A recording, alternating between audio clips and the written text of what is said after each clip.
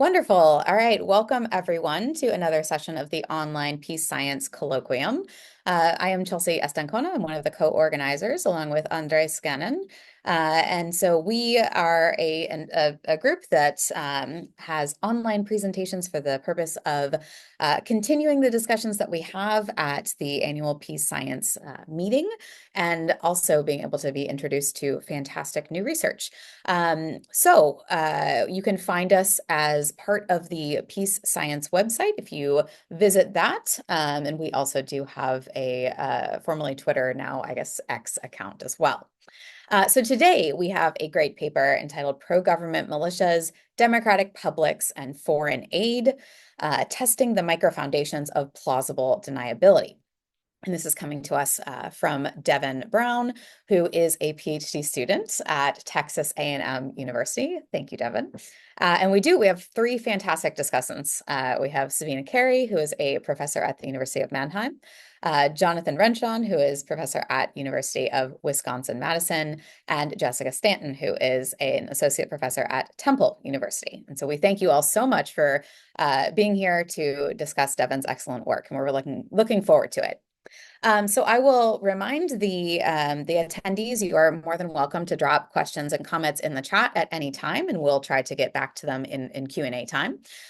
So what we'll do is we'll have Devin's presentation first, and we will follow that with 5 minutes of discussant time from each discussant. And after that, we will open the floor so that folks can put questions into the chat and make sure that we are all engaging with Devin's work. All right, so without further ado, Devin, I'll let you go ahead and share your screen and go ahead. All right, thank you so much. As you all know by now, my name is Devin Brown. I'm a fourth-year PhD student at Texas A&M. Will be a candidate hopefully by next Tuesday. So I'm here to present my project on pro-government militias, democratic publics, and foreign aid. So we'll just kind of jump straight into it here. Pro-government militias are a really common actor in domestic politics across the globe. Since 1980, more than 90 unique states have used pro-government militias in some capacity at some point. And like 30% of country years in that time period have also featured pro-government militias. So these are really, really common actors, but research has also connected these militias to a lot of really unsavory outcomes. So some research shows that it increases political cleavages, it can create longer, more recurrent conflict. PGMs tend to correlate with higher civilian death tolls, and even in some cases, they're kind of connected to mass killings and genocide. And so one of the primary theories about why governments use these was from one of my discussants today, Dr. Carey, who argues that states will use these militias in order to get plausible deniability. So the state wants to commit some act of unsavory or condemnable violence, but doesn't want to be blamed for it. So they delegate this act of violence to a pro-government militia. And then when somebody comes knocking, asking what's going on, government can throw their hands up and say, look, wasn't my fault. Sorry, don't know what to tell you. So in this project, we're going to kind of dig into plausible deniability a little bit, talk about how it works. Specifically, I'm going to try to convince you, hopefully, that democratic publics themselves are an audience for PGM usage. So when states use PGMs to try to get deniability, I'm arguing that they're doing this to try to create uncertainty among democratic publics. So this kind of furnishes my research question, which I'm interested in how citizens and democracies react to militia violence abroad, especially compared to military violence. To answer this question, I'll talk about a survey experiment that I ran this past summer with hypothetical vignettes on violent events. And then ultimately, this project contributes in a few different ways. So the first is providing kind of new empirical evidence for an existing theory, but then also kind of getting more into the nuts and bolts about how states avoid accountability, what things are really important for deniability, what things maybe aren't so important. Okay, we're all back. Hopefully this doesn't happen again. So like I was saying, PGMs are a separate organization. They're fundamentally different from the government itself. The idea being that if the state were to use an internal actor like the police or the military, but then on the back end tried to claim deniability somehow, it just wouldn't really be that convincing, right? You know, it's obviously institutionally connected to the government.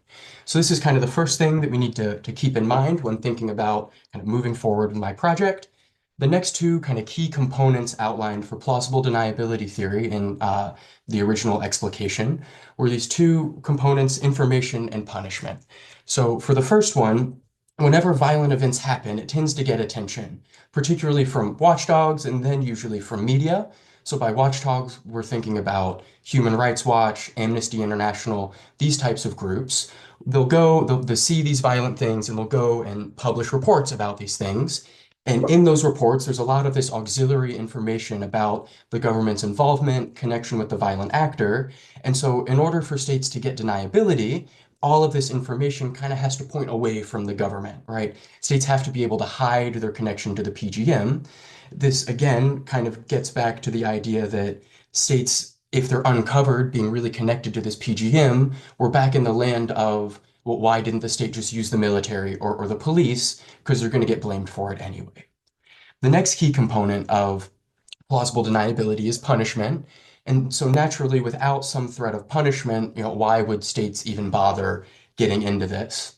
And so we can tell just kind of immediately in the original paper on plausible deniability, spent a good amount of time highlighting which states are going to be the most likely to use militias for deniability.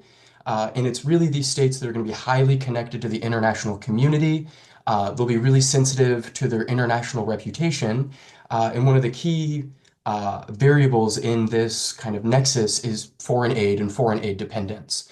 A lot of states that are heavily dependent on foreign aid are going to be the most likely to be using these militias because they want to avoid having that foreign aid cut. Now, bringing foreign aid into the picture also lets us to kind of think about democracies as punishers. And it sounds kind of bad, but ultimately, democracies are the biggest purveyors of foreign aid throughout the world. The US foreign aid portfolio dwarfs every other country's. And we also know that democracies are the kind of states that are the most averse to supporting human rights abusers. And I argue that kind of the key source of democracy's aversion to supporting human rights abusers is in public opinion. Survey research has shown that specifically American citizens really don't like human rights abuses. I don't know who would. And they especially don't like sending foreign aid to countries that violate human rights. And so ultimately we have this, other research on the second face of international politics, where we know that the domestic politics do have an influence on foreign policy decisions, particularly foreign aid. And so in this sense, we know that citizens and democracies will be kind of one of these key actors in determining whether or not a state is able to get plausible deniability or not. And so this kind of turns and feeds into my theoretical expectations, and I call it kind of a recipe for success. If I'm a foreign state and I want to use militias to commit violence, but I don't want to be held accountable, it's kind of three key responses among citizens that I, as the bad state, would want to see. And so the first is the government shouldn't be seen as responsible when the state uses a militia, is kind of my first hypothesis. So this is kind of the first basic, like, if this expectation doesn't hold up, then maybe we really need to start rethinking how militia use influences government responsibility. And so this is kind of the first unconditional expectation about the government not being seen as responsible. But as we had discussed previously, the role of information is also really important. So I test kind of a second conditional hypothesis that the government shouldn't be seen as responsible only when the state uses a militia and successfully hides their connection, right? This is kind of the stricter test, and also will allow us to try to tease out how important is the simple use of a militia versus how important is that auxiliary information. So the first outcome we're interested in is general perceptions of foreign government responsibility. The second is that we would hope, as the kind of misbehaving state, that foreign citizens don't have a really strong preference for a US response, particularly on foreign aid or otherwise. Naturally, if I'm trying to avoid having my foreign aid cut, I want to make sure that there's not a huge push to cut foreign aid, and there's not a lot of people who are thinking, oh, well, we should really cut this. Um, Similarly, I have kind of unconditional and conditional expectations on this outcome. And then finally, the foreign state would also want kind of political apathy. And by this, we mean that, you know, uh, citizens shouldn't, when the government uses a militia, citizens in the democracy shouldn't have a lot of motivation to go out and sign a protest or call their elected representative or protest or post on social media, right? The idea is that if I'm the foreign government, I commit this violence, I prefer no reaction whatsoever, and that would assure me that I'm going to get plausible deniability. And once again, we have um, unconditional and conditional expectations on this. So these are kind of my three sets of hypotheses, three different outcomes. To test these, I have a hypothetical vignette in a 2x2 repeated measures survey experiment. We can talk in the discussion about the repeated measures aspect of this design. I've just dropped a citation here that lets you know that it's okay, but of course we can get into that later. Within the vignettes, the kind of layout is that there's a violent act committed, described with about 50 people dying, and then the government comes out and denies involvement. Then there's a kind of congressional debate over adjusting foreign aid, and this features expert testimony, and that's where I give people this auxiliary information about the government's connectedness here. So my four experimental conditions can be seen in this table here. So the first treatment is just the actor, who's committing the violence, the military or a PGM, and then what does information say about the government's connection to this actor.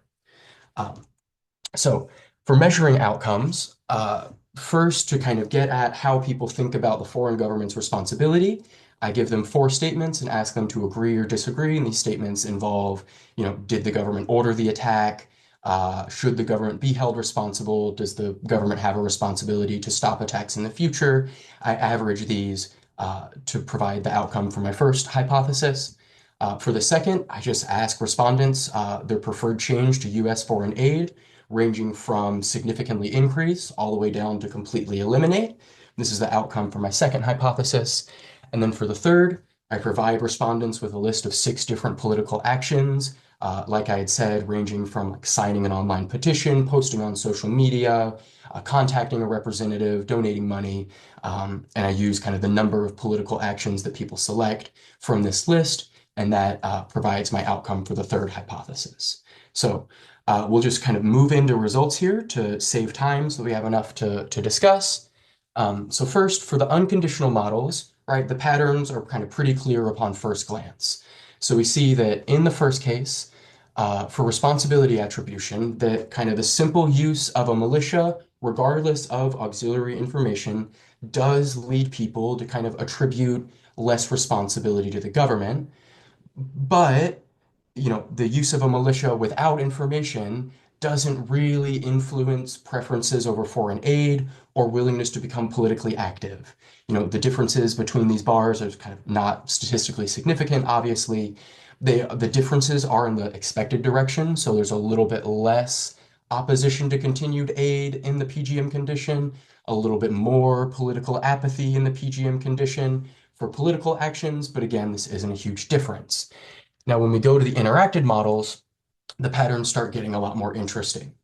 So first, focusing just on responsibility attribution, we see kind of independent effects here. So my expectations for the secondary hypothesis was that this MNC bar should be roughly the same size as the MC bar, right? This bar would be higher, and that would suggest that information doesn't have an effect in the military condition, but only has an effect in the PGM condition. What I find, though, is that information has an independent effect both within the military and PGM conditions, that information has its independent effect. It's not dependent on the actor. Similarly, when we move to looking at foreign aid change, information again has this really strong independent effect. There is a slight bump here between the MC and PGMC columns that shows that there's kind of a little bit of foreign aid opinion change when we use a militia, but then the information doesn't have as strong of an effect. So, and we can look at regression tables afterwards to really see what's giving these values here. But again, information has an independent effect regardless of the actor. And then finally, for political actions, actor has really no influence on people's willingness to go out and voice their political opinion. All of that is found within information. So kind of key takeaways is, right, PGM use does shift responsibility, attribution, and a little bit of foreign aid preferences, but doesn't really change motivation. Auxiliary information is kind of king here. It has an independent and stronger effect on aid opinions.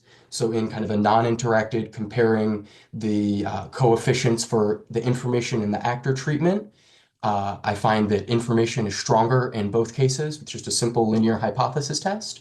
So in this sense that the importance of using a militia isn't really found, I don't find much support for the idea that the use of a militia is as important as this auxiliary information. So kind of as a follow-up to this finding, and we won't have time to get into it during the presentation, but it's in the written draft, and then I can also talk about it just a little bit. I started investigating how auxiliary information differs in cases of kind of military and PGM violence. So I went out and I found a case from Nigeria where Human Rights Watch had published two different reports about very similar types of abuses that involved arbitrary detention, extortion, torture, summary executions. In the first case, the military was committing all of these abuses, and in the second case, a PGM was committing all of the abuses.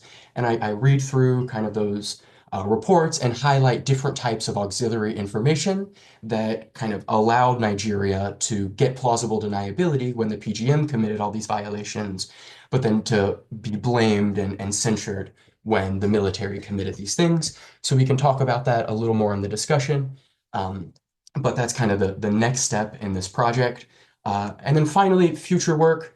In that little case study, I highlight three different types of information about, whether the government is planning reforms, how widespread the violence is, what the kind of intended purpose is, and all of those seem to have kind of worked together to provide Nigeria deniability.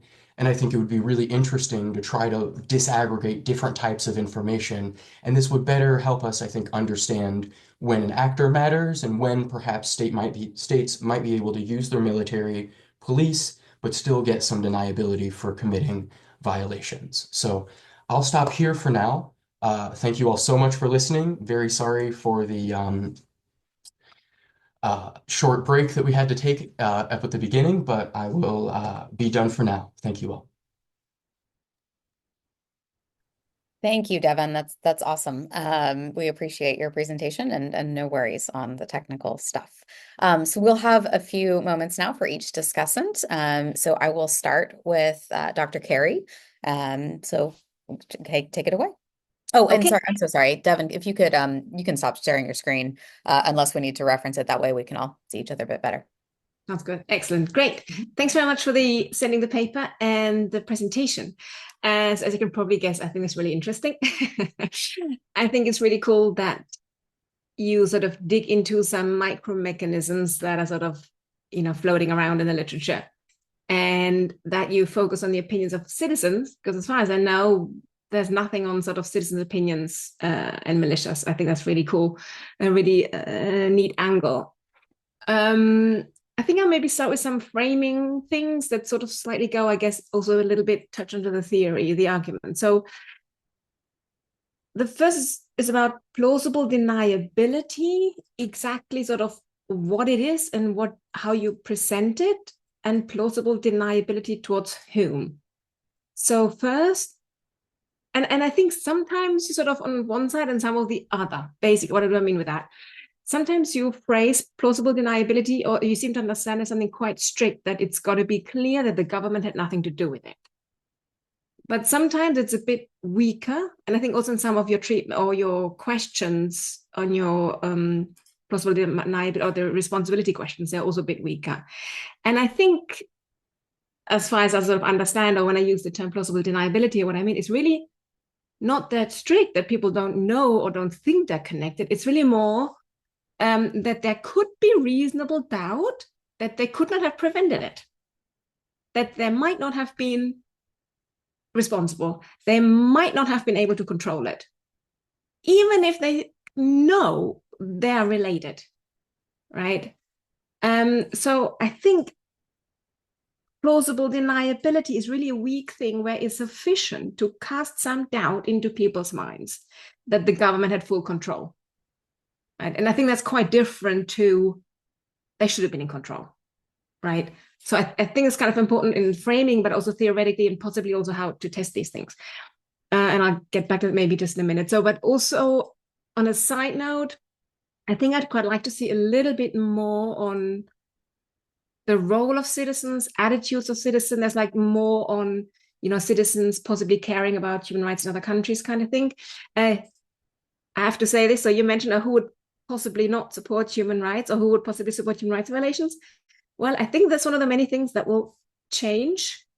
I don't know who's listened to Erica Chenoweth's talk, a speech at the convention. I just looked at a survey that I ran in Germany on like human rights. It's super depressing, and I don't think Germany's the only case. So basically, I think how much citizens care about human rights violations and whether leaders are responsible or not in other countries.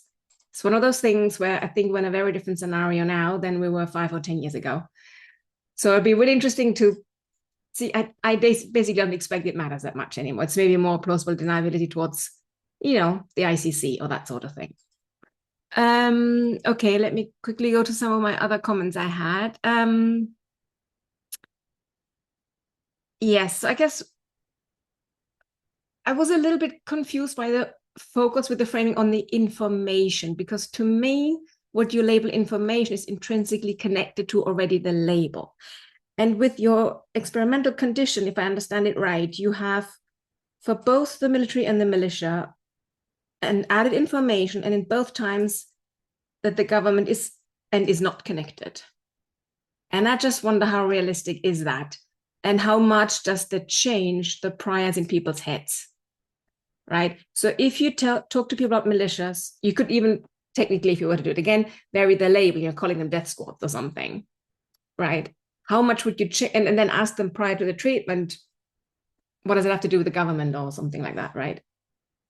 You get a certain statement. I'm pretty sure with the military, the expectation that they're connected to the government, I mean, by design, if they're not totally ignorant, has to be super high, right? So if they're then treated by the government's not connected to the military, I just don't know what that means. And then I don't know what the results mean. So I think it just seems really strange.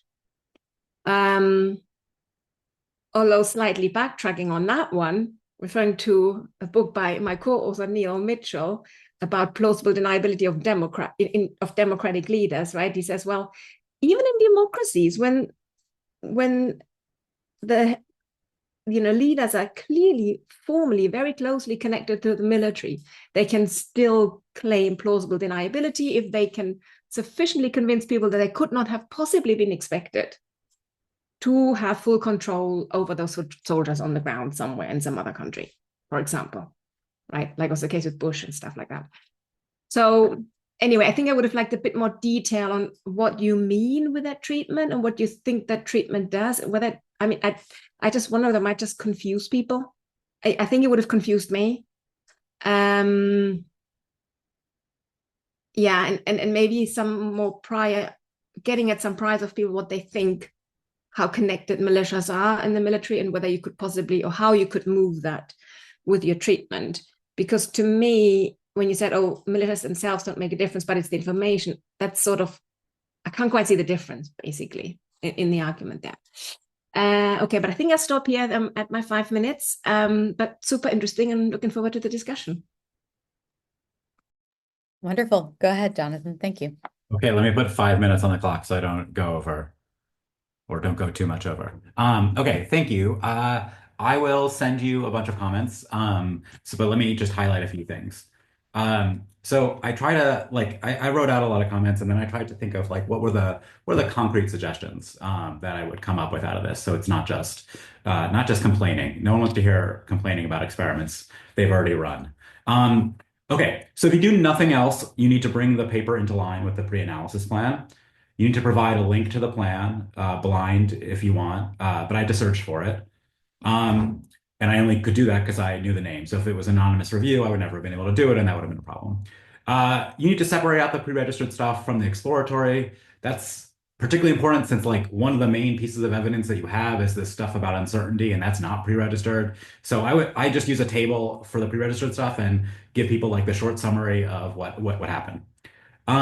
This is not a repeated measures design, as claimed. There's no pre-post measurement of the outcomes, as far as I can tell. It's closer in spirit to a very short conjoint, but without the advantages of conjoints. But there's no reason not to make it a pre-post design in the future, and I highly encourage you to do that. I think that will make it much more efficient. The biggest thing, which is something that Sabine has mentioned already, is I couldn't figure out what the causal theory you had in mind was, and that's pretty important for an experiment. So I recommended a paper to you called "What's Your Estimand?" By Brandon Stewart, who's a political scientist who's now in the sociology department. And that paper would suggest that you forget about the data and the experiment and think about the theoretical estimand you care about.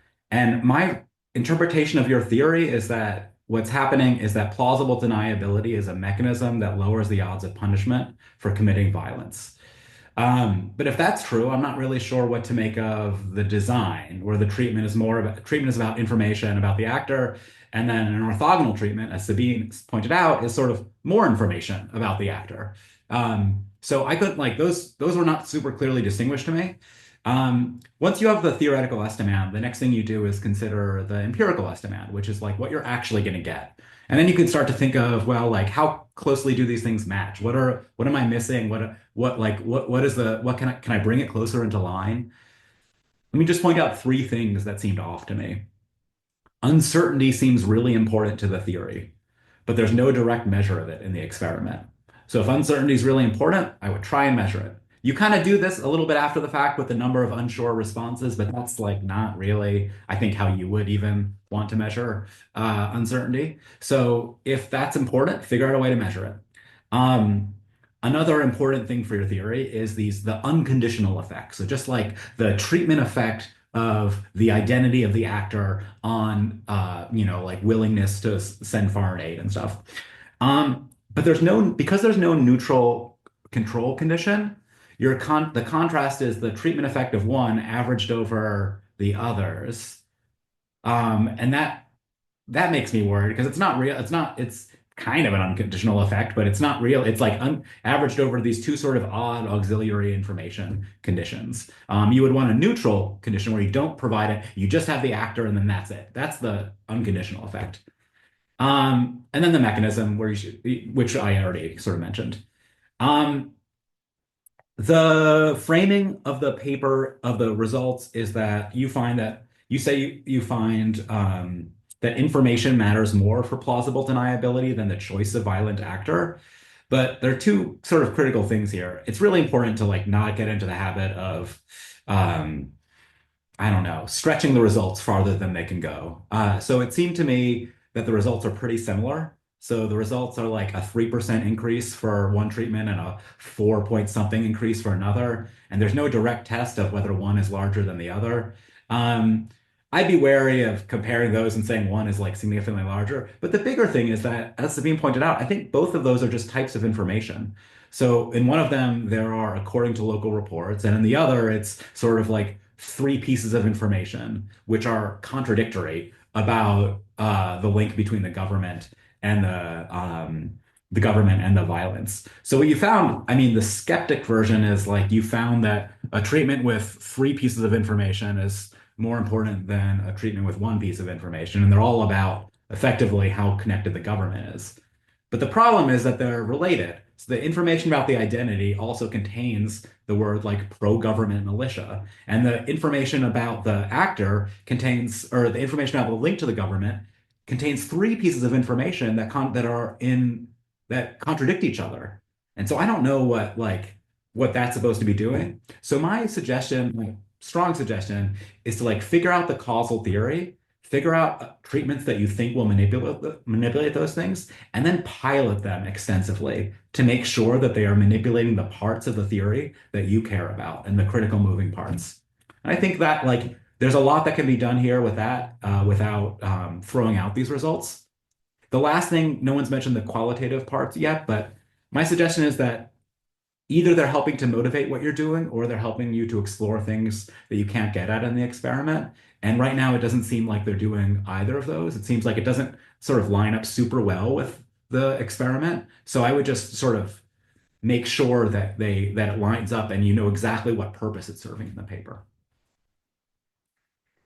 Could you just repeat like the two key like reasons you would have like a case study on the end? You would mention like Yeah, I would say so if you're getting at something that can't be accessed in the experiment, like, you know, you're getting at the average treatment effects, but the mechanism is something that you can't really get at, or it's a little sketchy, and then like showing that it happens on the ground, like, that's like a nice additional piece of evidence. Or if you're following up from the findings in some way, or if it's about external validity. There are lots of ways that you could do it. But if it's that, then actually it doesn't work out well because the examples that you show in the qualitative empirics don't really line up to the things that you say matter, which is the military, which is like the identity and the uncertain link to the government. It's not clear in any of these, like the fundamental thing in the paper is that the government can get away with stuff by using militias, but that doesn't happen. That doesn't seem to be the case in the 2002 Human Rights Watch report. It doesn't seem like the government is getting away with anything. It seems like it's a very different context where the militia is doing different things. And so, like, I just don't know. I just don't totally know. It's not as clear cut an example as you would want. Mm-hmm. Okay, thank you.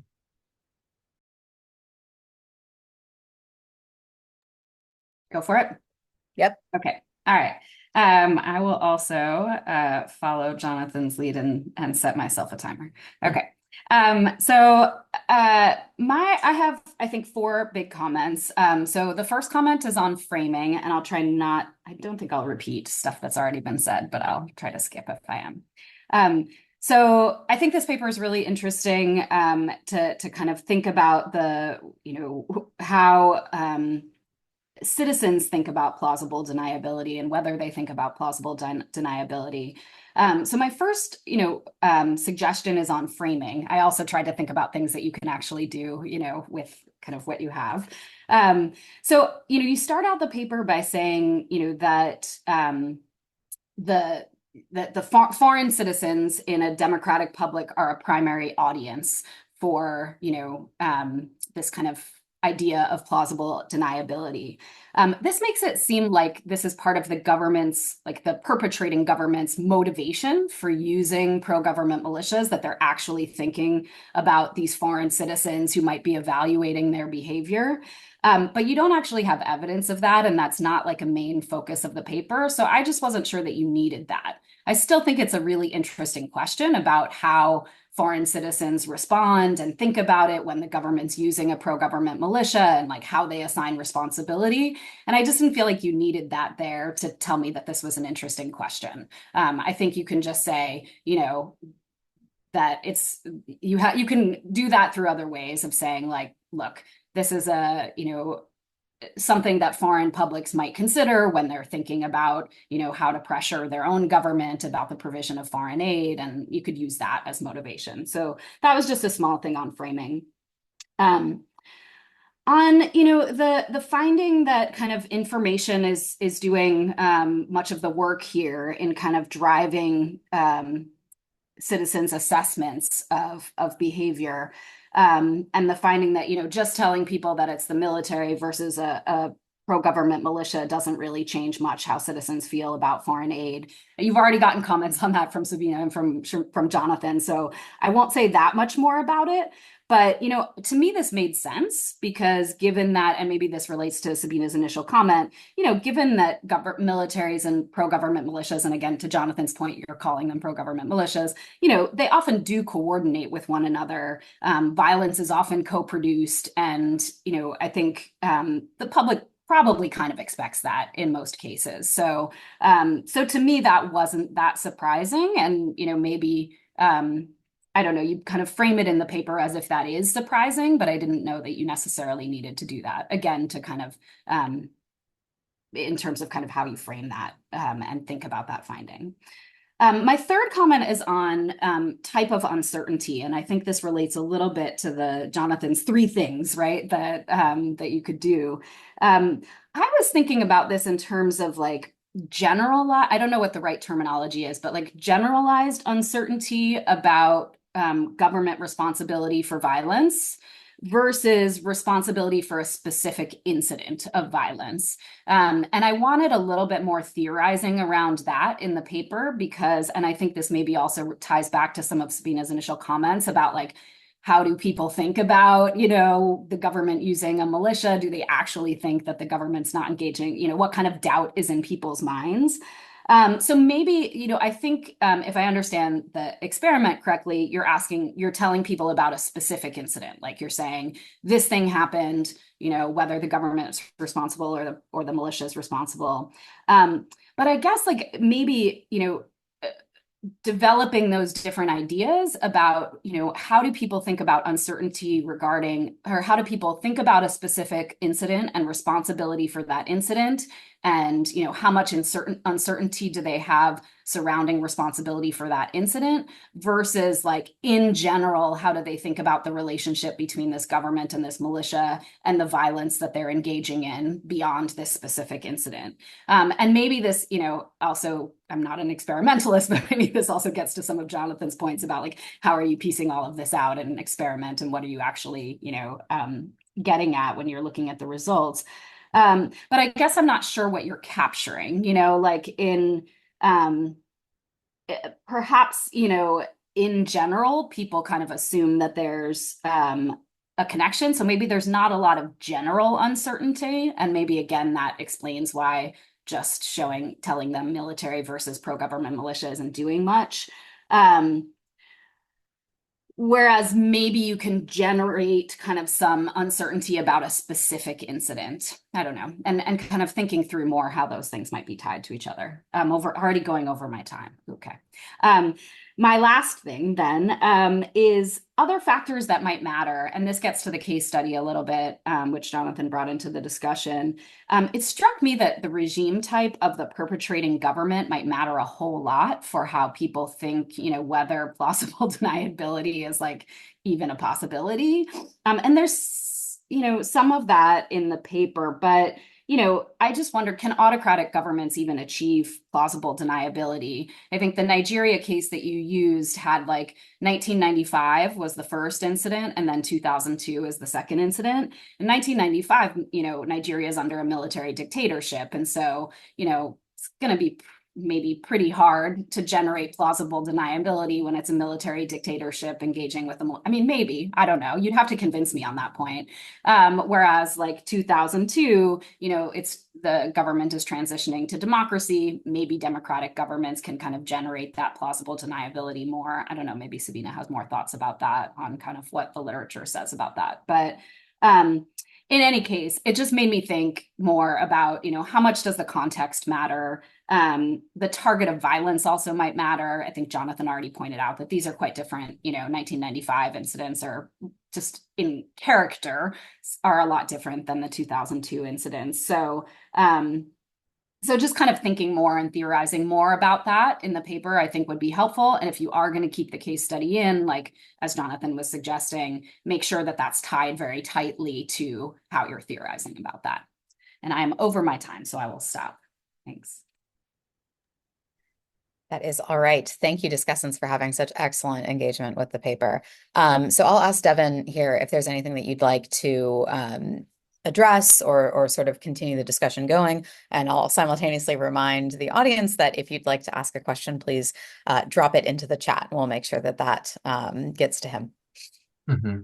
Yeah, so this isn't the first time. First, thank you all for your comments. It's really helpful. This project has been taking up a lot of my mental energy for the last year, so very happy to get some really good feedback on it. Yeah, this military not connected condition is really weird, right? And I think in practice, what we get a lot of is comparing the military connected condition to the PGM not connected condition. And so, the military not connected condition is kind of this weird, but I think maybe important counterfactual to think that if states could kind of rely on, some kind of rogue elements type justification for, I'm not able to control my military, does that put you in the same land as if you were to kind of go through all of the steps and use militias and so in that sense, um, like not including it feels maybe kind of weird from an experimental perspective, but then again, right, trying to like frame its contribution in light of these other things has been a little bit challenging. So I definitely appreciate that. Um, trying to think of, and I appreciate the comments on the case study. I know I presented the project at APSA and said, hey, I'm going to do some additional work and was ready for this presentation and needed to do the additional work. So I do appreciate those comments there. Um, so I think that's, and then the last is right, that actor itself is information too. And I think I need to do a better job, both kind of syntactically, but theoretically trying to, if I can separate that, it doesn't seem maybe that there's a lot of faith that it is possible to separate those things out. So I appreciate that, and maybe thinking of different ways to kind of frame the findings. Because right, on the one hand, there's not a huge difference in kind of responses, right? The general opposition to continued foreign aid, given that, violent events in your country are being covered. Um, and being just a two by two experiment, little bits of information, of course, will have kind of larger effects given just the lack of broader context. So, yeah, additional comments on maybe key takeaways that are maybe more defensible or ways to kind of think about how I can use this, maybe without having to rerun a new experiment, but potentially if we rerun ways to make sure that all of it works together really nicely. So Awesome. Thank you, Devin. All right. So if we have any thoughts from the audience, we can take these now.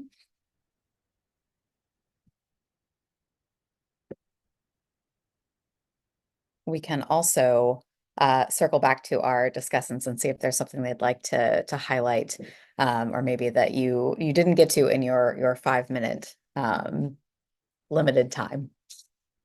Can I ask a follow-up? Can Go you ahead. can you talk a little bit about the argument? Like, so is it that uncertainty is the mechanism? Is auxiliary information?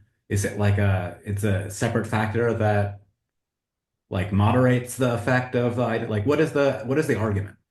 hmm. So I think the kind of causal argument would be that hmm, like the use of an actor directly influences perceptions of foreign government responsibility.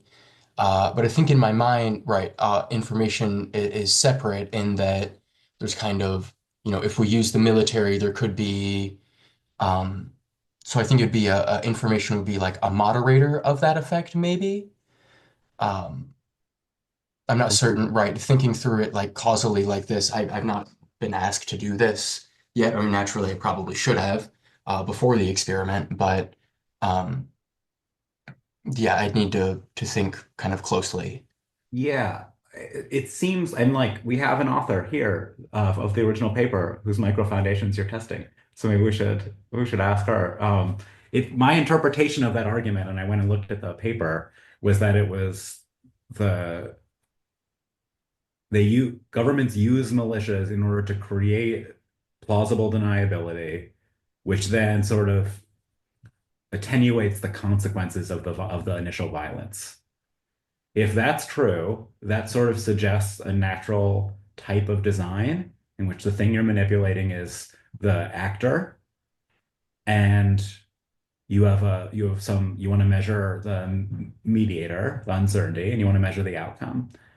If you want to get more complicated, and you probably should, if this is like a paper for your dissertation, one of the main things. You could think about something called a parallel encouragement design, where you have an additional set of treatment arms where you basically block off the causal pathway.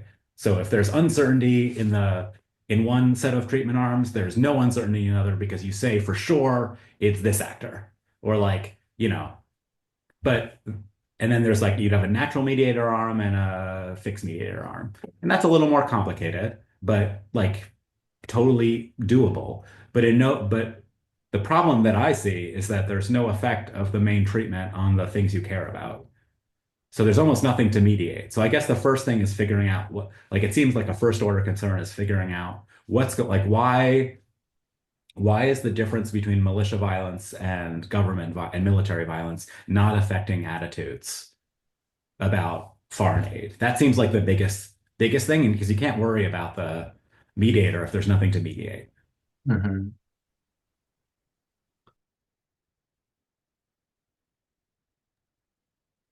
Okay, wonderful. While you are thinking on Jonathan's question here, so we have a question in the chat. Thank you, Ali. So they ask, can you clarify the explanation, excuse me, for why PGM use has an effect on responsibility, but not foreign aid or political action in those non-constrained experimental results? And then a follow-up would be, why are survey responses in terms of responsibility, foreign aid response, political response, not highly linked to one another? Yeah, so Ali, thank you. It's good to see you again.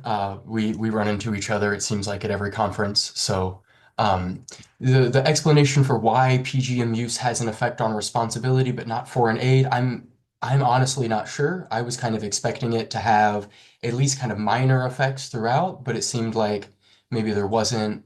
And I mean, and again, that given, and based on this discussion, given the kind of paucity of additional information, that the kind of information condition that I give might kind of be running over this in a sense where, it's either contradictory or something, and that might be driving some unexpected results in the outcomes. Survey responses on, responsibility, foreign aid, political response, I fully expected them to be connected.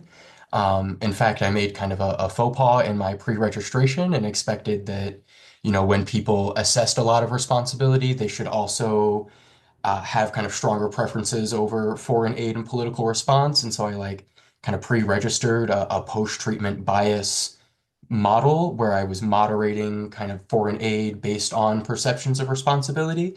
So I think that they are certainly connected to one another.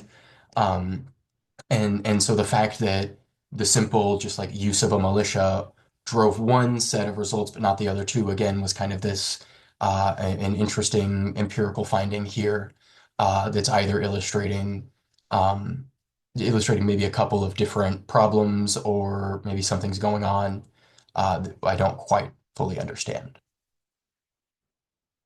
So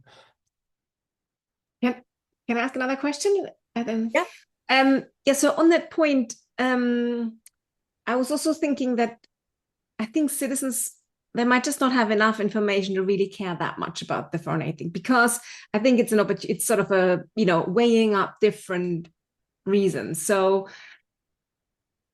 just being asked out of the blue, first of all, I think there's probably very little interest for starters, very little engagement, and therefore maybe like any answer or whatever kind of thing. So, not something systematically driven by your treatment. If it was clearer, like, relative to, you have different countries and one's strategically important or economically important or whatever else, right? Whether relative to that, it wouldn't make any difference. Probably not, but, I think it's sort of a relative thing. Now, I had if you were to run this again, I had a slightly different idea on kind of to what Jonathan said on what you could potentially do, because so I think obviously also would depend on what you want to focus on, but you could just stick to militias rather than having some sort of very artificial and potentially strange mix of non-government military or whatever. But vary the conditions under which they're used, and again, what information they have. And is it like a general thing? How much can you prime them, or what's their precondition of whether they think in general the government is responsible for what they're doing, or is it just in specific acts? And what's the relative importance? Also, relative importance of under what conditions might citizens be quite happy for other governments to use them, and then also excuse certain violence. But and that's also why it comes back to the Nigeria thing, where I was always a bit confused, kind of what that was sort of supposed to do, because in one sense you use violence to try and re-establish some sort of security, and the other is just straight up repression, right? So that's obviously quite different, irrespective of actor, right? So more context on, or at least trying to keep it constant, giving people information that it's the same, I think would be really useful. And again, and I wasn't that surprised that you didn't find this thing with foreign aid, because I don't think people care enough. And I think if they think foreign aid, they might care more about other stuff, other dimensions, right? So. Can I just jump in on that really quick? I think, I was thinking you might find I also wasn't that surprised about the foreign aid piece for the same reasons, but it's also because you're asking about specific incident, maybe, like you're saying there was this one incident and you're assigning responsibility. I wonder if you would have found stronger findings if you had said, like, this is a pattern of behavior, or this has been happening over a period of years or something like that.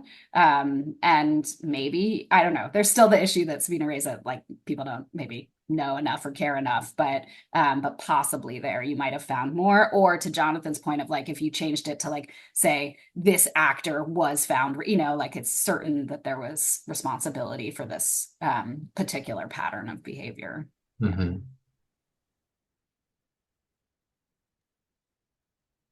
Okay, excellent follow-up questions. So we'll do kind of a last call for additional thoughts, whether it be from the audience or from discussants or Devin asking for clarification or whatever we need to do.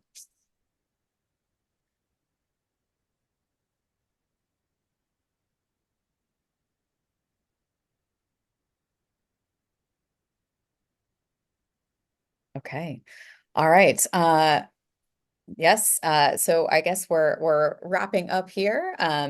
Devin, again, thank you for presenting your work. We'll be looking for it in the future. And thank you to each of our discussants for all of the time it takes to read and really provide such thorough and thoughtful comments. We appreciate that. So we will be back, I believe, next week with another OPSC. And in the meantime, I hope each of you is well, and happy Friday. So thank you all. Thanks, Chelsea. Thank you all. Thank you. Bye. Bye.